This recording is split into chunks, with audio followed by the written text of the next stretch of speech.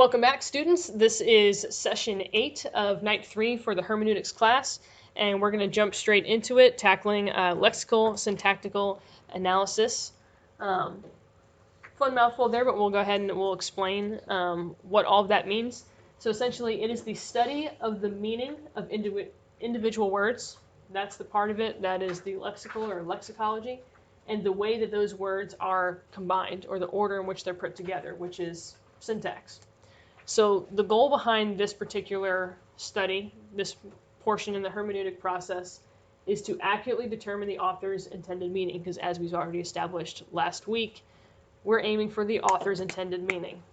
That's what we want. We don't want our intended meaning or the creative or the meaning happens when you read it. We want the author's intended meaning when he sat down and wrote it. The reason for this study is because the author's intended meaning is communicated through the words he chose and how he went ahead and chose to say them. This does not encourage blind literalism.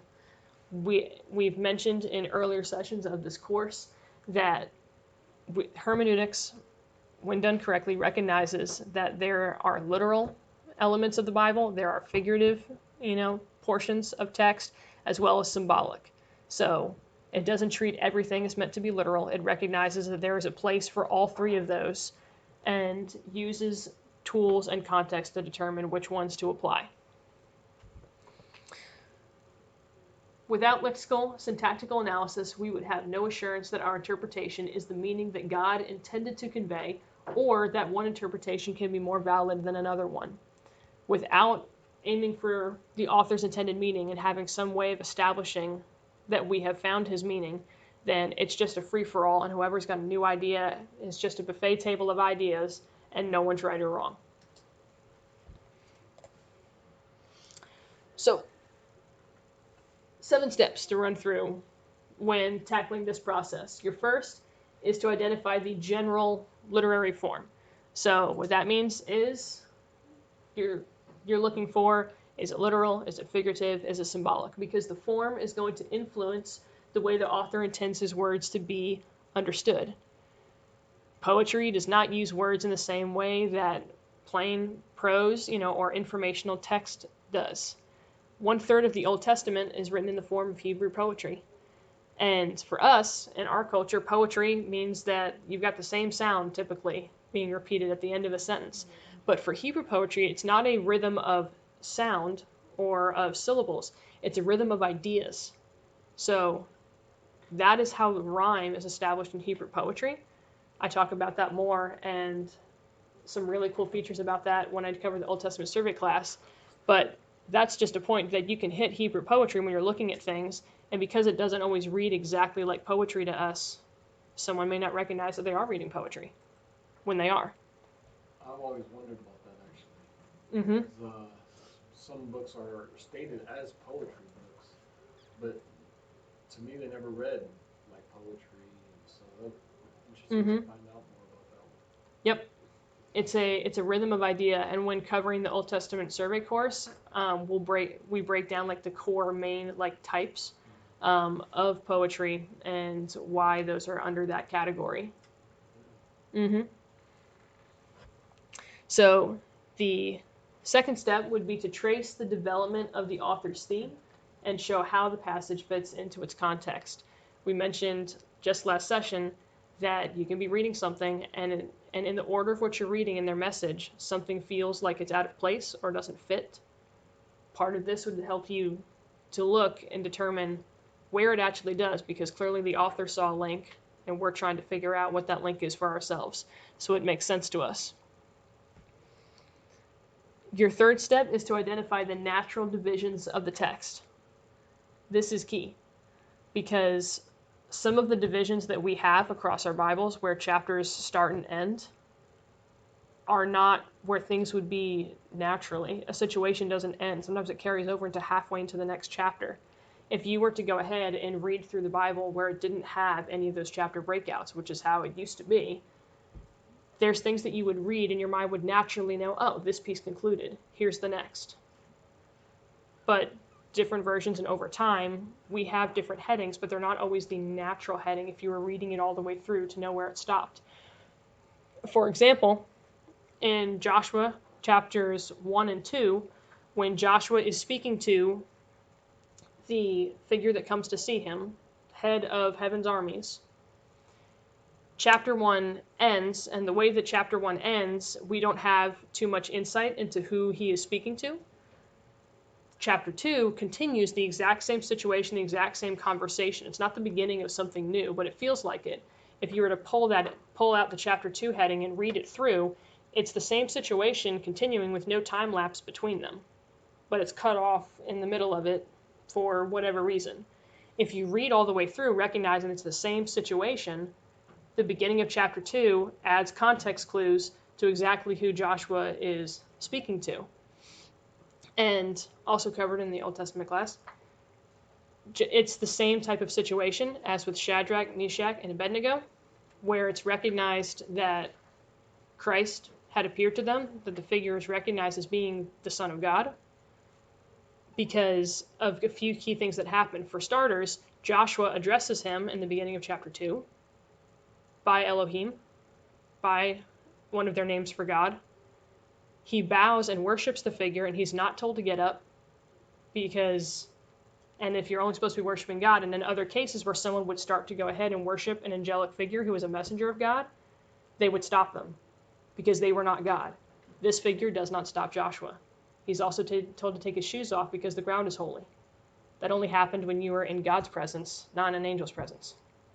So reading the two together in their natural division, realizing they're the same situation, gives you the clues to realize to whom he's actually speaking. I've noticed that they put headings in our modern Bibles too. They didn't used to do that. Where they have like a topical heading? Yeah, like when you have a natural like a title? break, Uh-huh. they'll put a little heading there that describes the next passage. And I like that next. I do like that. That can be great, especially for people who are getting into Bible study, to have an idea of what's there. And when you're studying things, chapter by chapter, it gives you a nice chunk to go ahead and break down. That way you're not starting too big and biting off more than you can chew. It helps you to focus in on something for context. But then also knowing that case in your mind, it's good to pay attention to whether there's an actual break between events or if it's the same event. Sometimes you just have to look a little further to see if two chapters are immediately connected or if there's space between them. So step 4 is to identify connecting words in paragraphs and sentences. So, for instance, as an example, have you guys ever listened to a sermon or podcast, and as you're listening to the speaker talk about one topic, along the lines, all of a sudden he says something, and you realize somewhere along the lines he's switched topics, but you didn't realize when he did it, that he's clearly talking about something different, but somehow you missed the signal? There's words that are identifiers when a topic's changing. The Bible has those same kinds of words. One of those would be therefore. Therefore is a connecting word, saying that what is following the word therefore is in connection to what came before it. Same as including some words are opposite type words, but there's also connectors. So words like instead or likewise or in the same way, whether they're compare or contrast, they're connecting two things. Even if they're in opposition to each other, those are clues that what you're reading is connected to something else. In our school's Art of Communication course, there's a quote from the textbook that says, "A good writer or speaker will often slow down before making his turn. If he changes topics too suddenly, it's similar to taking a turn too fast and dumping your audience onto the side of the road," which we've all probably felt at some point or another listening to something and they lost us because they switched topics too fast and we never knew. There'll be words that help you realize the writer is slowing down and changing gears or connecting to areas of thought if you're taking the time to read slow and look for identifying words. Step 5 is to determine what the individual words mean themselves. So for many of the words that are there, there's different definitions that are possible based on context. So you can identify the range of meaning that a word possessed during its time or culture, which will help you single out the meaning intended by the author in its given context. some great resources for this. I love using blueletterbible.org. It has multiple tools plugged into it in one area as far as an online resource. And if you go to our ECCU student training videos on YouTube, there's 2 videos in there that show you how to access the basic tools on Blue Letter Bible, whether you're looking at Hebrew or Greek, because in order to dig into some of the meanings, there's different buttons for each in order to break it out, because they use slightly different tools, with those being 2 languages and the resources that are plugged into it. So if you want, you're able to watch that if you've never really explored Blue Letter Bible before and you feel a little lost looking at it, because it has a lot to offer. So those help you get to the basics of what you will likely use the most. Well, Mark Cook gave us a good tutorial on Mm-hmm. Yep, it's based. Those videos were created to be attached to his course in conjunction to what he went ahead and offered. So it'll probably piggyback on some of that stuff for that. Yeah, I sure. didn't realize all the tools that were on there until he showed us. Yeah, now I use it regularly. Yeah, I do too, I like it. It's very convenient. Mm-hmm. Instead of having 5 or 6 different Strongs and all this other stuff on, I can just go straight to a lot of these things, commentaries as well. Mm-hmm. I think. I have to think for a moment. I know that they have outlines too, like they have some pretty substantial outline breakdowns. I was trying to think if they actually have books of the And Bible commentaries. without the chapter headings. I don't remember. It's possible, though you can find those if you are curious to just read it through. It's actually one of the exercises proposed to you in the book, is to read through and let your mind, without any help, read through some of the books of the Bible, and you let your mind, just reading it as it is through and through, create what you think are natural divisions of topics without the assistance, in which there's not necessarily a right or wrong, but it's just a fun way of thinking and will have you look at things a little differently. Along that same line, I was looking in the appendix, D on resources here, and it's got some of the better electronic Bibles listed. Mm-hmm. Have you looked those over, or have any comments about those? Like I use PC Bible, and it's for the simpletons. It's easy. You mean as far as digital Bibles? Yeah, like you can have the Bible in about 40 different In different versions, and you can Mhm. have like a dozen commentaries and the 2 that I've used the talk most Bible and so on. are Bible Gateway and YouVersion are the ones that I've used the most. Yeah. Are they free? Yes, they're both free. So Bible Gateway, I tend to use mostly when I'm on desktop, because it's easy and quick to go ahead and find things. It'll filter. You can search for people and filter through people through what you're looking for. It'll allow you to compare passages in different versions, which is a really helpful feature when I'm looking for different things. And then with YouVersion, it has more of a devotional aspect to it. It's really meant to go ahead and increase your own personal Bible study. So it'll give you encouragements to go ahead, if you have the app, like to get back into the app and prompt you to go ahead and read a verse of the day.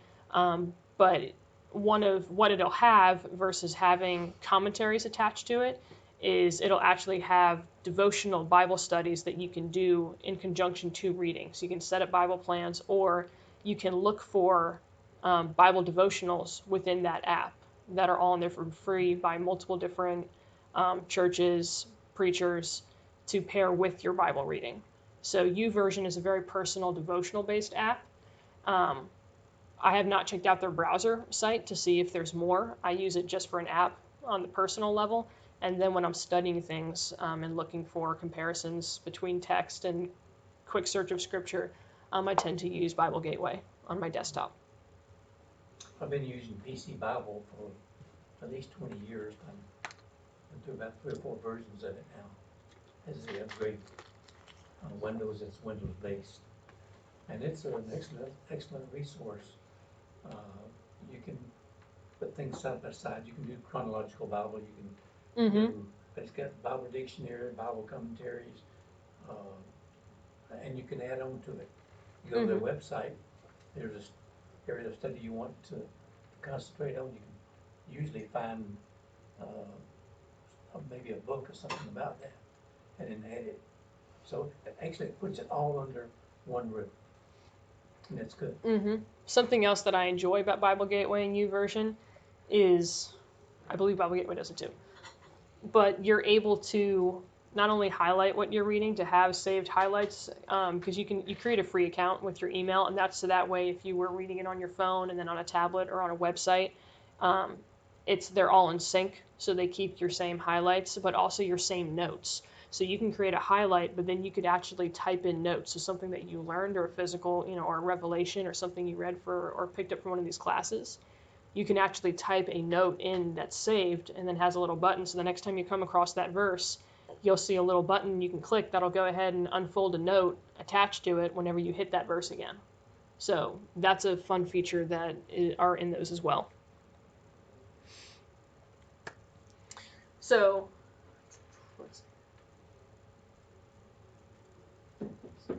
okay, I went too far down, I think. Hold on a moment.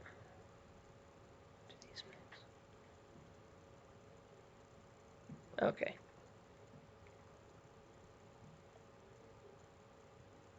Okay. So, you'll also work to discover methods of discovering the denotations intended in a specific context. So, meaning what's being emphasized, what's the focus, what's the topic or core theme of a sentence. Some of that you can get kind of your basic Englishy, so to speak.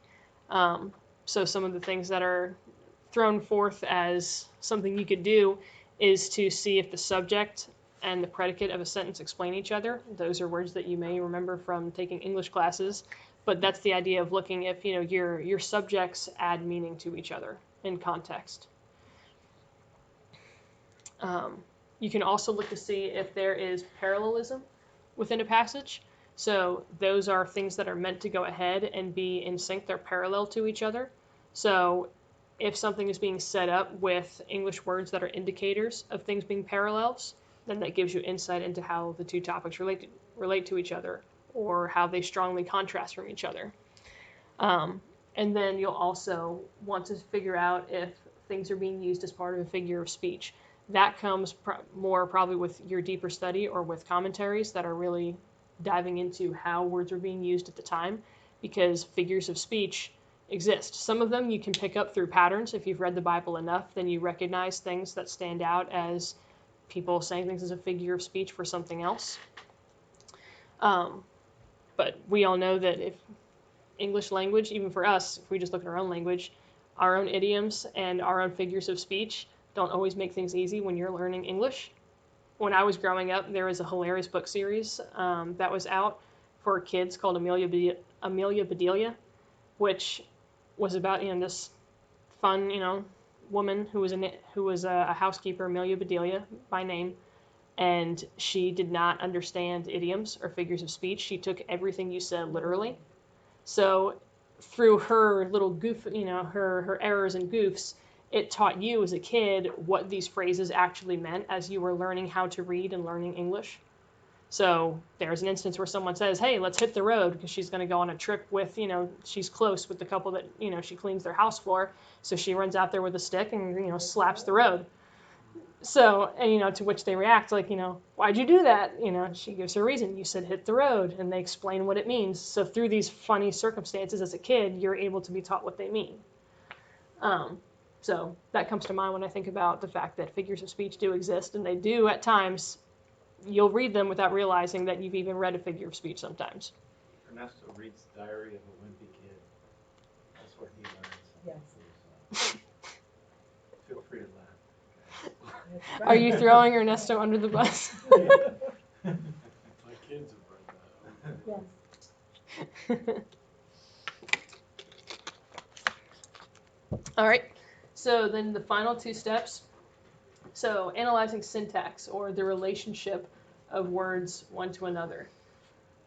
That would be the way that thoughts are expressed in grammatical form. So syntax tools specifically are things like interlinear Bibles and analytical lexicons, Both those are available on blueletterbible.org, as well as diving into Hebrew and Greek grammar. Another reason why I appreciate that website for putting all those different studies under one heading, if you really want to go ahead and you're diving deep to figure something out. And then step 7 is restatement. So this one gives you a practical aspect that if, as you're pulling out these definitions to words and what they mean, the author encourages you to then go ahead and state those in your own terms, how you would say them to someone today, because that locks in meaning for yourself. And whenever you're studying the Bible, it's always for more than just you. Like, it may minister to you first and even minister to you for a long time, but God will always use you and use that information that you're learning to minister to somebody else. So if you take that method of restating it to yourself, of grabbing those definitions and then putting them in terms that you understand for yourself, you've locked it in to where you probably won't forget it because you've done something actionable with what you just learned. But now, because it's locked and sealed in you, you can also more easily pass that on. All right. These are some of the exercises, but as stated, we're going to go ahead and wait till we get to the end just to make sure we've got time for them and don't lose time on the other topics. So next one is theological analysis. Theological analysis, it answers the main question of how does this passage fit into the total pattern of God's revelation? That question can be broken into 2 parts. Does the writing fit into the total pattern of God's revelation that was revealed prior to its writing? So that compares the theological component that you're reading in this book to what was written before, asking, is it the same, or is this a new piece of revelation that's different from what came before it? So it's specifically looking at spiritual context. The other part of it is, how does this passage fit into the total pattern of God's revelation that has been revealed at any time? AKA, how does this piece of information relate, impact, add to the total revelation on this topic from the beginning of the Old Testament to the end of the New Testament?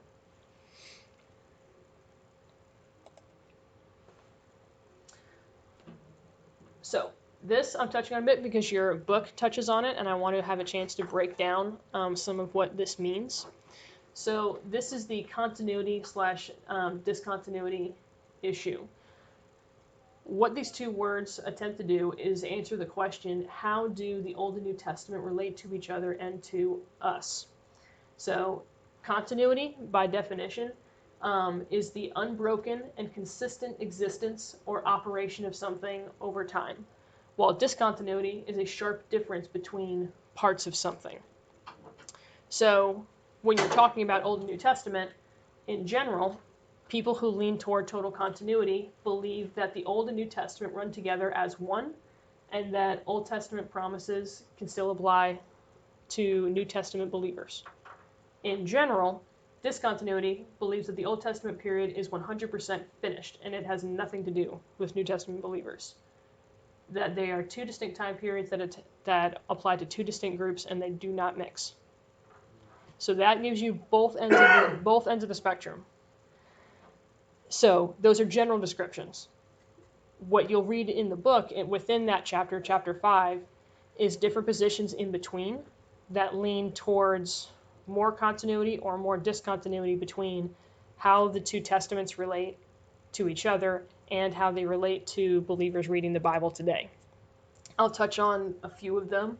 So there is the theologies but no theology model. I will state I did not name any of these. These people named themselves. I cannot tell you exactly what they all mean when they say that, but under the theologies but no theology model, they typically view Scripture as a product of the evolutionary development of Israel's religion. That's another way of saying that they treat the Bible as a progress or evolution of Israel's theology, but don't necessarily prescribe it as theology for us. It's just a history of Israel's belief system. So this is similar to some concepts that we discussed last week when we covered the history of biblical interpretation. So this is a modern view, still carrying over some of those ideas. There is what's called the Lutheran theory, and this is that the belief that there are two parallel and ever-present truths of Scripture, both law and grace, believing that both characteristics of God's judgment and his grace exist side by side. So they believe that you can find both throughout both testaments, that you will see elements of God's justice, of structure, and the need for obedience through both Old and New Testament, but that you'll also see his grace through both Old and New Testaments, because they believe they're characters of God, and if God does not change, then that character would be consistent. So that's the Lutheran theory. The dispensational theory believes that God inspired the Bible, and any discontinuity is there because God intended for it to be there. So they believe there's things that do not mix, but they believe that God designed that God meant for things not to mix. This one gets broken down into some different things because it is a constantly changing theory. People in that particular camp of dispensationalism, things are so frequently updated in their theories that it can take a long time for the theories at the top to trickle down to the bottom, which means the people way up at the top deciding what this faction, so to speak, believes can be believing one thing while the people at the bottom rung, so to speak, are believing something different because of the time it takes for that information to travel. And because it changes so frequently as far as what those things mean. Their definition of a dispensation is a period of time in which man is tested in respect of obedience to a specific revelation or will of God. They believe that the pattern of salvation is seen in different dispensations. So a dispensation to them is a period in which God gives a type of command and man is tested by it, and we see how well he obeyed or did not obey it. And that the Bible can be broken up into many dispensations where God gave different commands and man reacted to those varying commands.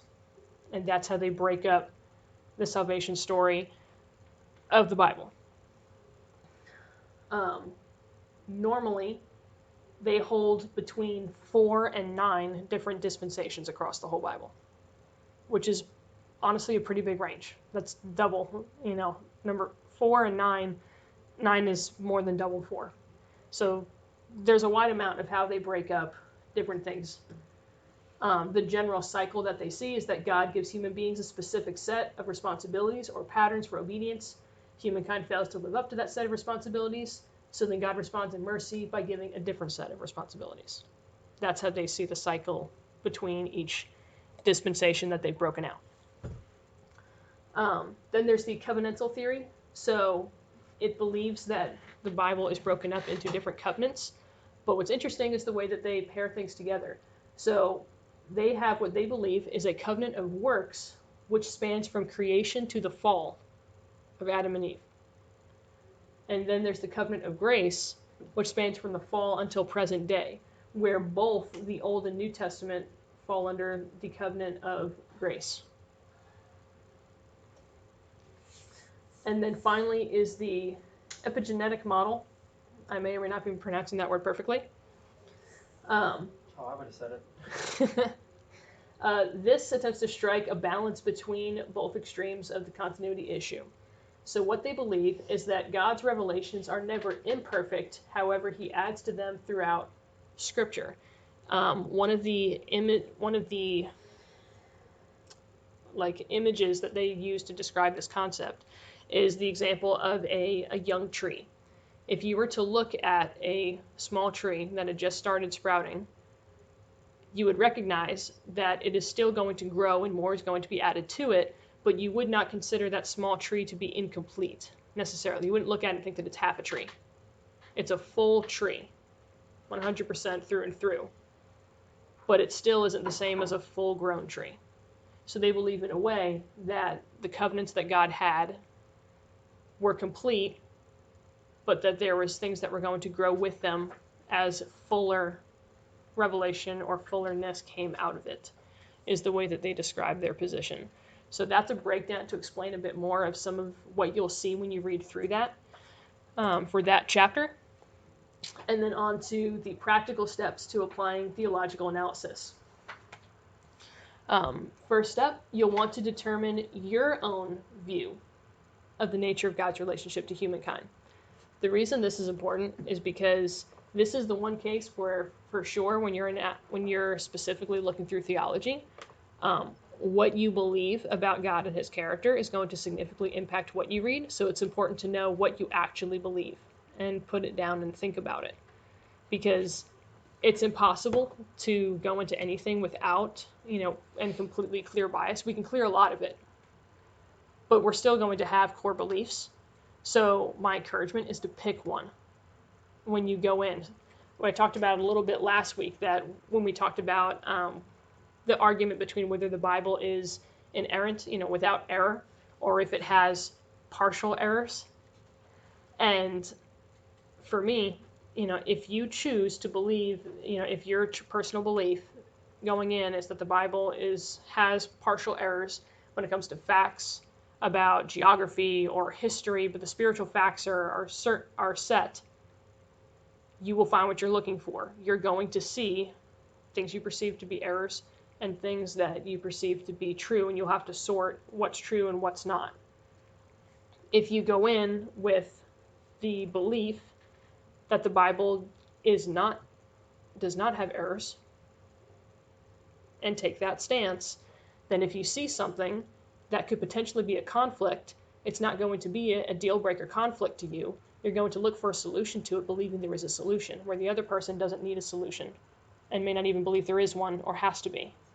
So you will have some element of choice whenever you do this. So knowing what your belief is about God's character and how he relates to you will significantly impact this portion of your study. So it's good to know what you believe.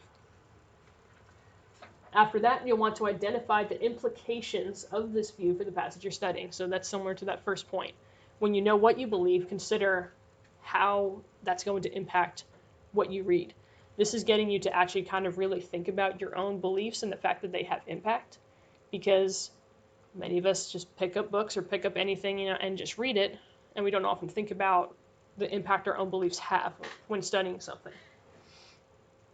Beyond that, you'll want to assess the extent of theological knowledge available to the people of that time. So what that means is, at the time, what was the theological belief of the original audience, and sometimes also of the original readers, because sometimes the original audience within that event or receiving that message first are not the same as the original readers. For instance, when writing about situations in 1 Samuel, some of these events are written very close together. 1 Chronicles overlaps a lot of 1st and 2nd Kings, but 1st and 2nd Chronicles was written after the tribe of Judah came back from exile. So there's several hundred years between the two books, even though they talk about the same situations. So what the original audience is going through, the original audience living through the reign of these kings, are the same in both books. The readers receiving this piece of writing are different between both books because they lived in different time periods.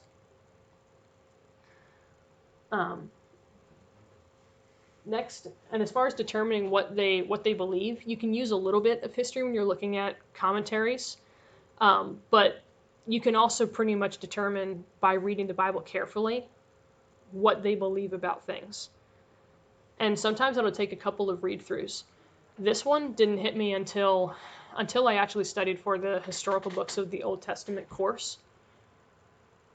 I read the passage where the prophet Samuel is speaking to Saul after Saul goes and defeats the Amalekites, but he was specifically ordered to go ahead and kill them all.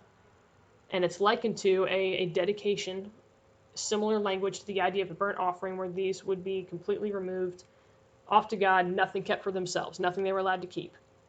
But they keep the sheep, and King Saul does not kill King Agag of the Amalekites. The prophet Samuel comes to confront him, essentially trying to help him realize the fact that he has stolen something that belonged to God by keeping these things.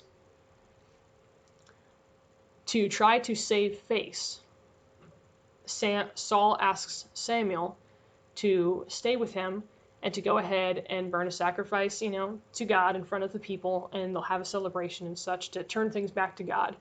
But it's really an effort to turn things off himself. I've read this passage multiple times. I love 1st and 2nd Samuel. I've read them since I was a kid. Only till 2 years ago, in part because of reading that commentary, did I realize for the first time that when Saul refers to God in that passage, he specifically, multiple times, says to Samuel, yeah, well, why don't we talk to the Lord your God? Never once does he say my, never once does he say our. He believes in God, but it's not his God. I missed that for years. It's a small pronoun, but it makes a big difference. So reading carefully, you'll get context clues of, oh, Saul did not believe that there was a personal connection here between him and God. He believed that God existed, but not that God was his Lord. So Casey, I understand what you're saying. I'm not disputing it in any way, but something that small, sometimes I kind of feel that it could have been changed in the interpretation of the language, or no? I wouldn't consider your and our to be something that could be easily changed because they have two very different meanings. If something's yours, it's not mine. Right, if it's but I ours, don't- it's both of I don't ours. know the And to talk about language. God in terms of our is extremely common throughout the whole Pentateuch and Judges before you hit that. Mhm. When people of leadership like Moses and such are speaking, they will constantly say, the Lord our God, our God, our God. So the absence of our and the head of a nation saying your God, especially as someone who's the king and the head of the country, where he's supposed to embody the belief of Israel, but this is your God, that does stand out as significant. So another point is you'll want to determine the meaning of the meaning that the passage possessed for the original recipients in light of their knowledge. So what that means is based on their belief, how would this passage have impacted them based on that belief? Would this have been in sync with their belief? Would this have been something new that they hadn't considered before? We know when reading the New Testament, a lot of what Jesus had, some of his interpretations and applications were different. They were the same principles carried over from the Old Testament, but he had very different ways of applying those principles. This would be something that was new or a change from the belief that they'd adopted. Another key will be to identify the additional knowledge about this topic that is available to us now because of later revelation. So that's now looking to the future or looking at the totality of things. So the passage that you're reading, now you're looking at, was there more that was adapted from this still? Looking toward the future, where the first one was just looking at the past leading up to that point. The second looks at Bible theology as a whole. That's the difference between the breakdown of Bible or chronological theology versus systematic theology. Chronological theology studies in order how did these revelations change over time as Israel learned something different, where systematic theology looks at, we're going to look at the whole Bible, Old Testament through New Testament, and look up the topic of healing or the topic of obedience and see what the Bible as a whole tells us about this versus what was being learned chronologically through the Old and New Testament.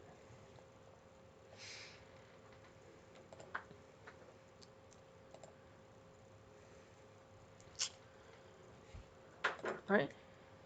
So we'll go ahead, and this is the last section of the night. So we've gotten ourselves a little bit ahead, which is great. So that means we'll actually have time to go ahead and look through some of the exercises in the third session. If you guys would like, we can take a break now early and come back a couple minutes before 9.